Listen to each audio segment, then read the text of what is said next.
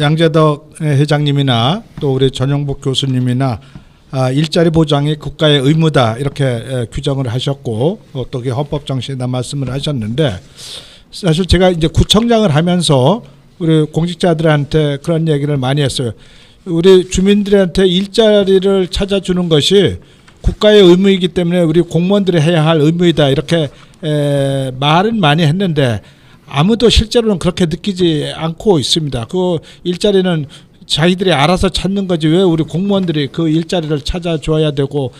이 어떤 취업을 보장해야 되냐 이렇게 얘기를 하고 있는데, 그래서 이 부분에 이 헌법에는 나와 있지만은 어떤 이 국가의 의무나 이런 것들을 바꿔내기 위해서 어떤 입법이 필요한 것인지, 혹은 어떤 뭐 지방의회에서라도 조례를 뭘 만들어서 어떻게 해야 되는지 그런 사례가 뭐가 있는지 이런 것들에 대해서 우리 전영복 교수님께서 조금 이렇게 말씀을 해주시면 좋을 것 같고요. 이제 두 번째로는 그래서 국가가 일자리를 전체 보장한다고 했을 경우에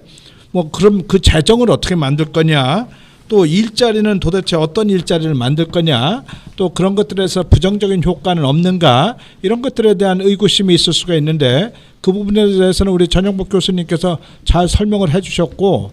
또 제가 전영복 교수님이 이 번역하신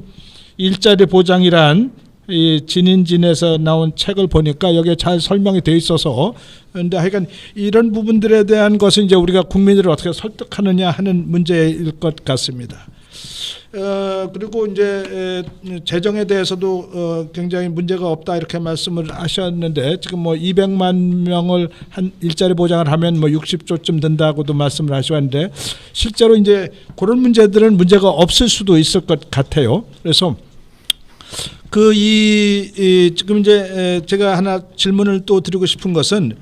그러면 이 기본 일자리 사업의 주체가 중앙정부가 돼야 될 것인가, 혹은 광역지방정부 혹은 기초지방정부가 돼야 될 것인가에 대해서는 어떻게 생각을 하시는지, 또 이것이 이 고용의 주체가 이런 공공이 지방정부나 중앙정부가 됐을 적에는 이분들이 이게 공무원처럼 돼서 어쨌든 그 고용할 수 있는 숫자의 전체적인 한계가 있습니다. 그래서 이 문제를 어떻게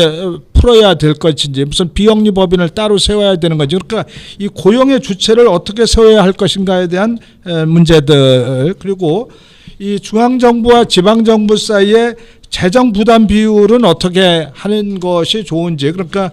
뭐 중앙정부가 50%하고 광역지방정부 25%, 뭐 기초지방정부 25% 이런 식으로 서로 나눠서 해야 되는 건지, 이런 것들의 부담을 어떻게 할 것이 하는 것에 대한 좀 얘기를 했으면 좋겠고, 그 다음에 이제 세 번째로는 이제 일자리를 어떤 일자리 어떻게 만들 것이냐에서 주로 이제 환경 돌봄, 사람 돌봄, 지역 공동체 돌봄 이런 말씀들을 하시는데, 이것을 조금 더 창의적으로 어떤 사람이 나와서 나는 뭐 이런 일을 좀 하고 싶고 이런 일을 하면 이런 효과가 있을 테니까 이런 제안을 받아서 일자리를 만들 수 있는 그런 방안이나 사례는 없는지, 이런 부분에 대해서도 좀 말씀을 해주셔도 좋을 것 같습니다. 마지막으로 이 기본 일자리 정책에 대해서 기업이나 어떤 보수 세력에서 이 저항이 있을 수가 있는데, 이것을 완화하기 위해서 이건 굉장히 좀 제가 잘못된 제안일 수도 있고, 그런데 이 노동시장의 유연화, 그러니까 기본 일자리 정책이 공공부문에서 이루어지면은 실업에 대한 두려움이 없어지기 때문에 이 노동시장의 유연화와 기본 일자리 정책의 추진을 동시에 병행하는 것은 어떨는지 하는 것에 대해서도 조금 전영복 교수님께서 이렇게 말씀을 해주시면 좋을 것 같습니다. 이상입니다.